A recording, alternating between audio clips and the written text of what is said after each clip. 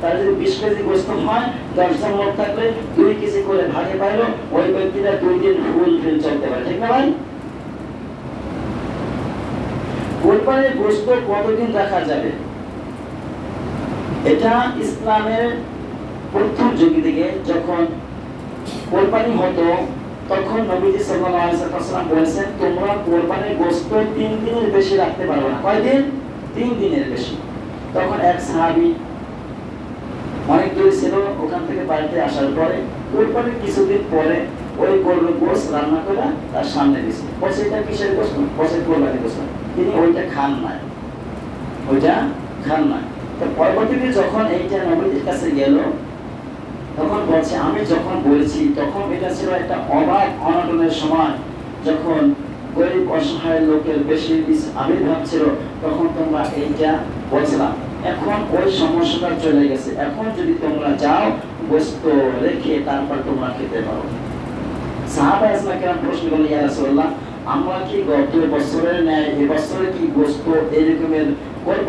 তখন নবীজি বলেছেন, না, গত বছর ছিল অভাব অনটন, এবছর অভাব অনটন নাই, তোমরা মনে চাইলে তোমরা রেখে খেতে পারো যত ইচ্ছা।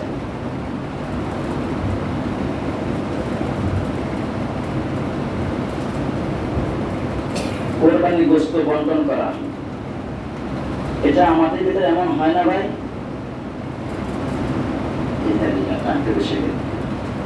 ইনশাআল্লাহ বাকি জমা থেকে বাকি ঈদের দিন বাকিরা বলার চেষ্টা করবো ইনশাআল্লাহ। তবে আজকে বললাম 38 নম্বর কোরবানির গোশত কতদিন রাখা যাবে, ইনশাআল্লাহ বাকিটা আগামী সপ্তাহে আগামী কোরবানির দিন ইনশাআল্লাহ বলার চেষ্টা করবো।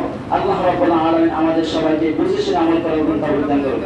তবে একটু বলতে হয়, এইটা যেটা 39 নাম্বার যেটা, সেটা হলো গোশত বন্টন করা। আপনার মনে চাইছে আপনার একটা কলিজা বাচ্চা ভালোবাসে, কলিজাটা ঘরে নিয়ে গেলে হবে না, একা দেওয়ার সমস্যা নাই, কিন্তু যদি শরীরটা রাখা ভাগ বন্টন করে দেন, সবাই যদি সমান ভাবে দিতে হবে।